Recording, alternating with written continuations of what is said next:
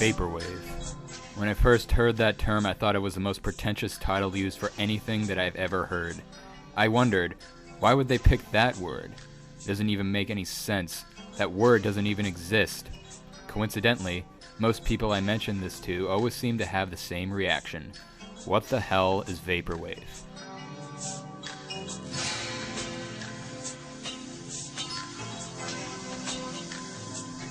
Well, let me begin. Vaporwave is a genre of music that originated on internet forums such as Tumblr and Reddit in the early 2010s. It distinctively has no set location as to where it originated, as it started online, making it the first genre of music to be completely globalized.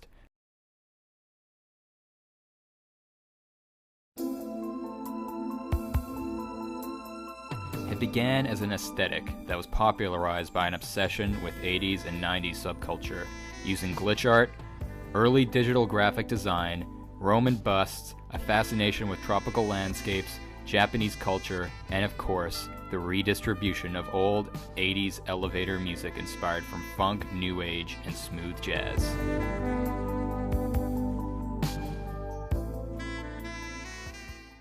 This all began in 2010, when two seemingly random albums with two distinctively different styles merged together to create what we now call Vaporwave. An experimental electronic artist, Daniel Lopatin, known by his pseudonym 10tricks.never, released a humorous mixtape online under the alter ego Chuck Person with Eccojam A1, a series of repetitive 80s hits that were slowed down and spliced apart, usually repeating themselves on the same chorus throughout the entire song. It was described by Lopatin to be just a simple joke and was something he did just for fun. Regardless, it became a small internet sensation.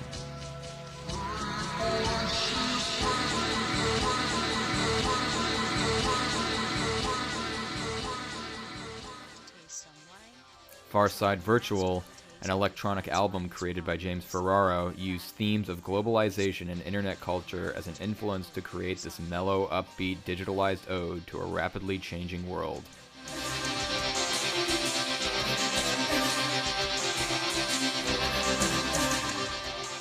These two drastically different styles merged together with a strange, largely unknown release titled Floral Shop in late 2011.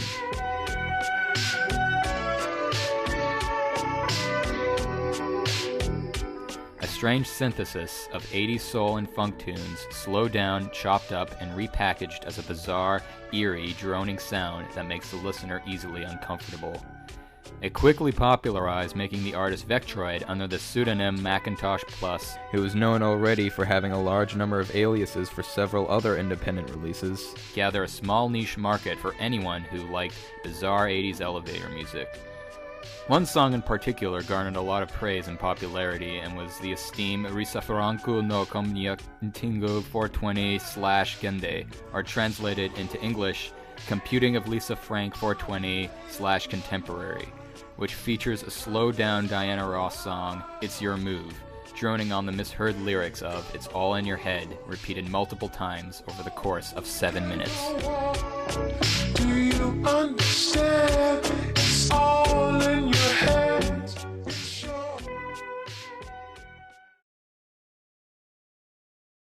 I first listened to Floral Shop in 2014. At this point, Vaporwave was still mostly unknown to mainstream audiences, and it still is in current times. I first thought of this as a humorous gag, something that wouldn't necessarily last for all too long in the music world. It was essentially a joke on music itself. It literally was a glorification of stealing other people's art and marketing it under something else with foreign languages. After observing the underground movement and noticing 15-year-olds finding old obscure funk tunes to chop up and re-release under false names in Japanese, I then regarded the genre as genius.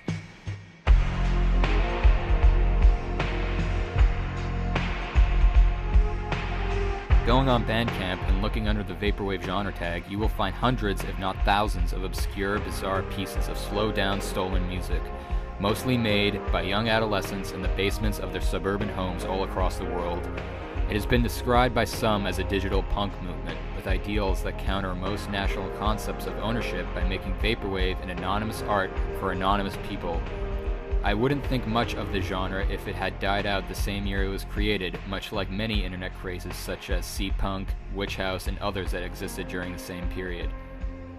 Vaporwave continued to grow and has been for the past half-decade, but the question is, why are people still making and still continually listening to this bizarre and seemingly uninspired genre?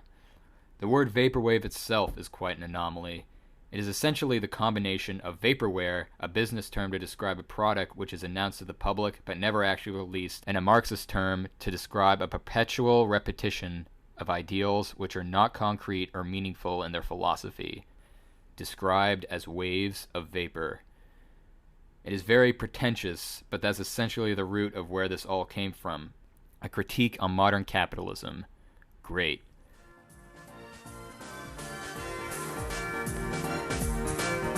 In 2012, a producer under the pseudonym Internet Club released multiple albums that delved into this theme of capitalism, with releases like Modern Business Collection and Vanishing Vision, all of which borrowed elements from Floral Shop to create a counterculture that, instead of rejecting corporate ideals, embraced them.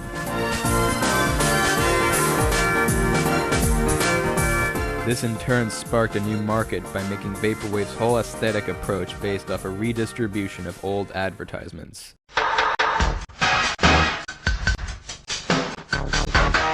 This ideal for the genre continued to dominate the tone of most Vaporwave releases, with notable artists such as Corp and others.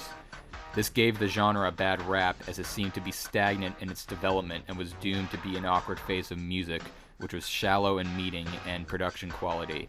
Eventually, most releases were horribly put together messes just to undermine the true essence of what this genre was about. Most people had already given up on the genre by this point, and believe it to suffer the same fate that previous internet-born genres went through. The phrase "Vaporwave is dead" seemed to carry itself around on internet forums and continued onwards to be the perceived reality of what was to come for the genre. Vaporwave seemed doomed to die in a pit of irony and cynicism unless something changed.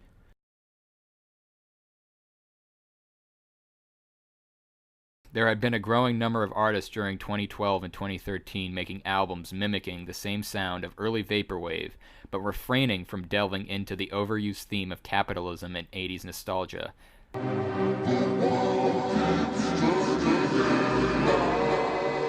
These artists were mostly inspired from a largely underground producer under the alias Skeleton, who released his self-titled album in October of 2010.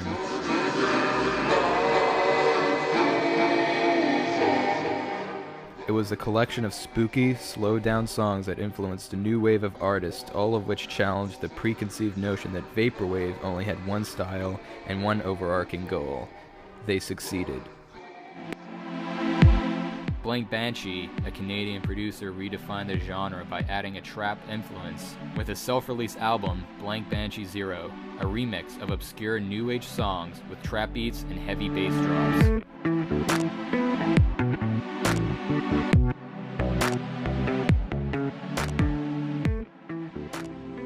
Infinity Frequencies, a Japanese producer who started making Vaporwave in mid-2012 with his first release Euphoria, is best known for his Computer trilogy spanning from 2013 to 2014. The three albums titled Computer Death, Computer Decay, and Computer Afterlife are essentially a collection of strange, eerie, repetitive loops of elevator music.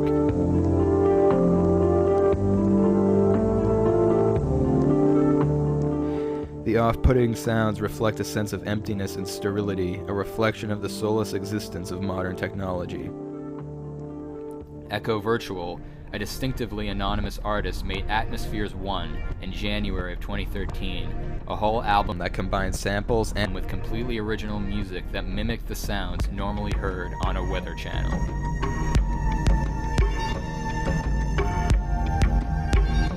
Using slow, drawn-out melodies that were meant to be droning and uncomfortable for the listener.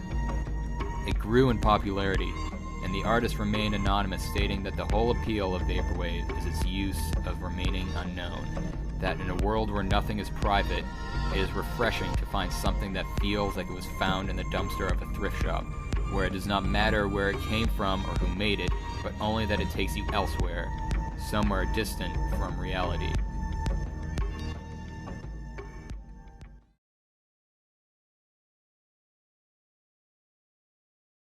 Unfortunately, this release was undermined by the growing size of meaningless 80s nostalgia until a largely unknown artist in early 2014, under the pseudonym Hong Kong Express, created a small Bandcamp label with a 20-minute release titled Romantic Dream.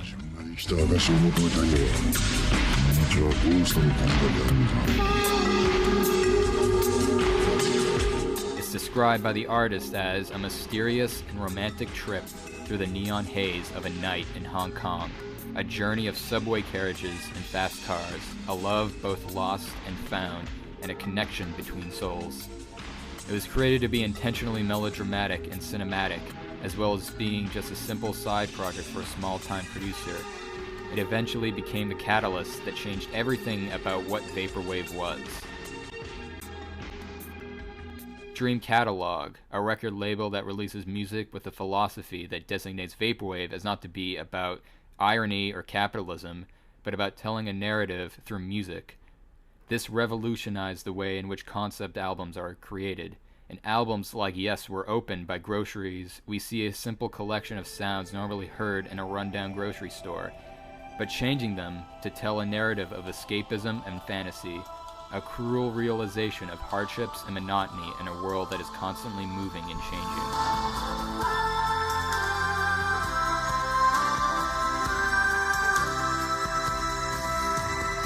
Dream Catalog currently has over 95 releases, all of which tell stories of melancholic dreams or escapism to a distant world, free of isolation and loneliness. The label has helped usher in a new wave of prolific artists that have been pushing the genre in a direction of positive growth, showcasing that Vaporwave is not dead, but simply reborn. Artists like Golden Living Room, an independent musician who is notable for creating slow, atmospheric ambient music with actual instruments, released Welcome Home on the label.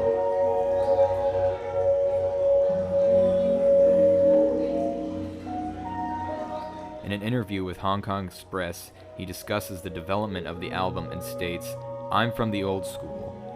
All of my dreamy synths are recorded using a Yamaha DX7, Boss DD7, and a Fender Concert Series tube amp. I also have about 5 or 6 other Yamaha synths, plus a bunch of guitars and other random instruments like a sitar." Going back to trap-influenced Vaporwave, we see Vaporer, an underground producer who utilizes computer sounds as his drum kit to create ethereal, dreamy beats in a popular release titled Manipool in June of 2014.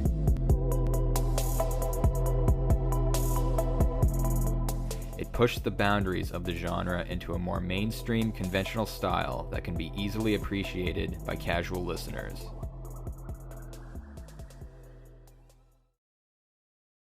All of these artists started something new in the Vaporwave movement.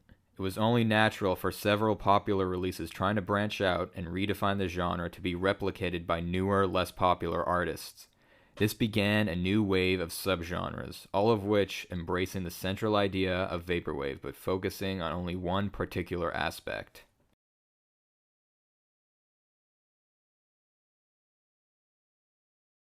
Probably the most popular of the Vaporwave subgenres, Future Funk, originated in 2012 with several underground releases that mimicked a kind of upbeat, funky groove with a Vaporwave twist.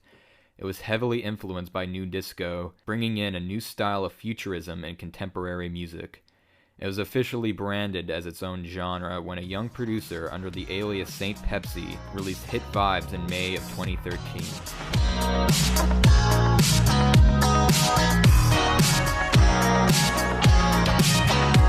It was a collection of remixed 80s pop hits that were heavy on bass drums and repeated choruses, turning what was originally catchy soul tunes into energetic dance beats. This release quickly popularized, making future funk the new sound of Vaporwave. It spread to other artists such as Macross8299, who released Sailor Wave in December of 2013, a collection of Japanese disco songs remixed as a funky ode to Sailor Moon.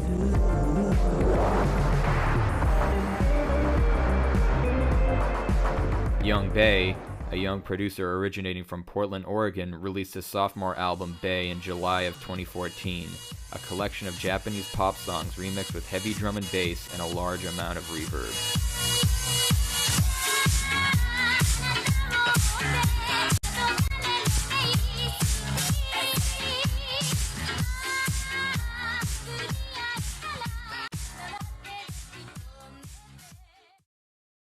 On the flip side to future funk, there is Malsoff.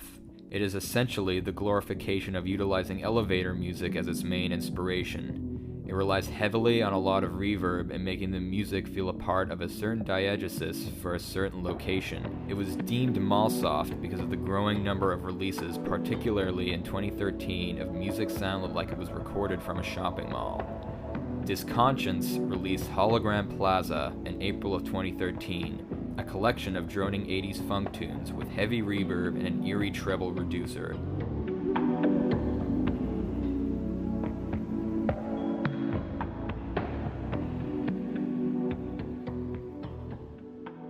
This was the release that popularized the genre and made Malsoft a distinct branch of this vast art movement.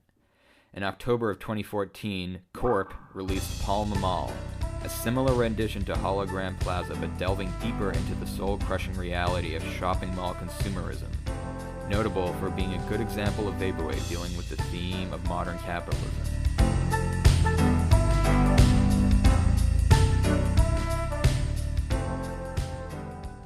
Vanity, a producer known for several releases on Dream Catalog, released Plaza on the label in early 2015, a collection of drawn-out smooth jazz tunes, creating a sensation of late-night wandering, a journey through a desolate plaza all alone.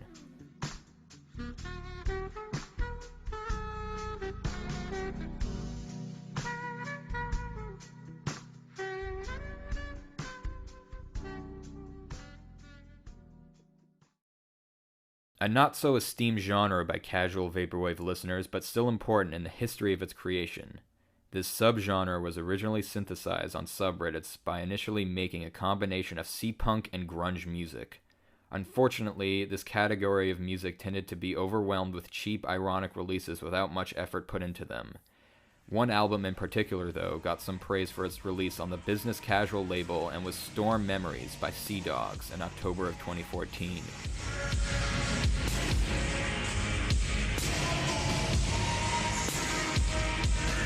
The effect is essentially digitalized noise to mimic the sounds of the ocean and of early 90s alternative rock similar to Sonic Youth or My Bloody Valentine. It puts the listener in a trance while simultaneously creating a bizarre, droning sense of unease. It is not just the sounds of the ocean, but the very being of it.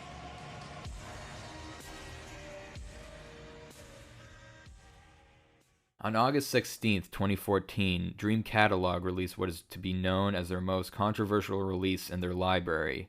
It was titled Floral Shop 2 and was produced by a then unknown The Darkest Future. It was essentially an intentional mess of an album.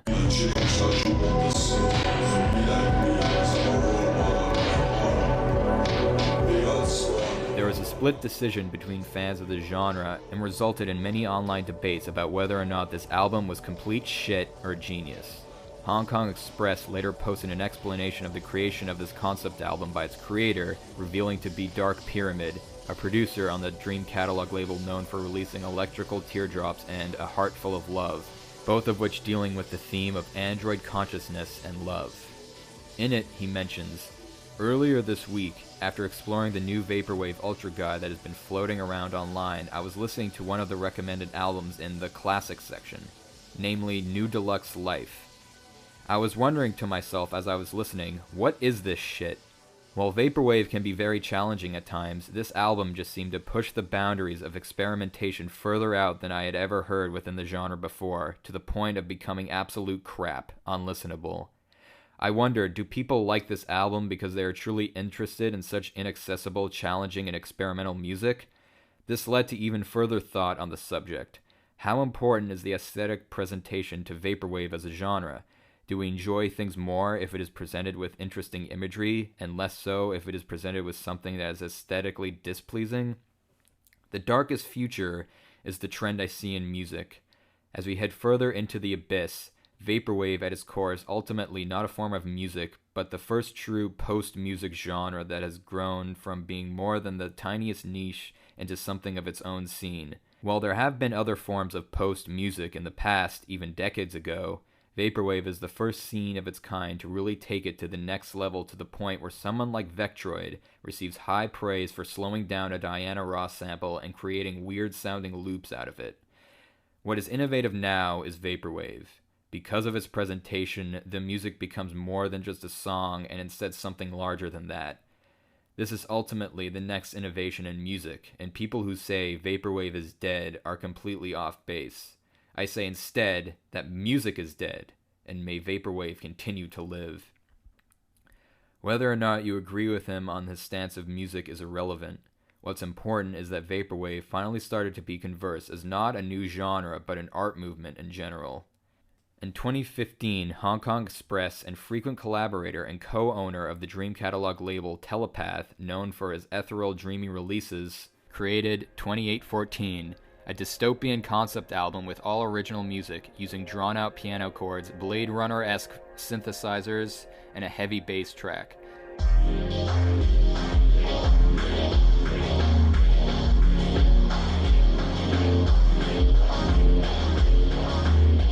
This release has slowly become the essential Vaporwave album, hopefully taking over the role Floral Shop has dominated for several years, furthering that Vaporwave is not a joke, but a legitimate art form.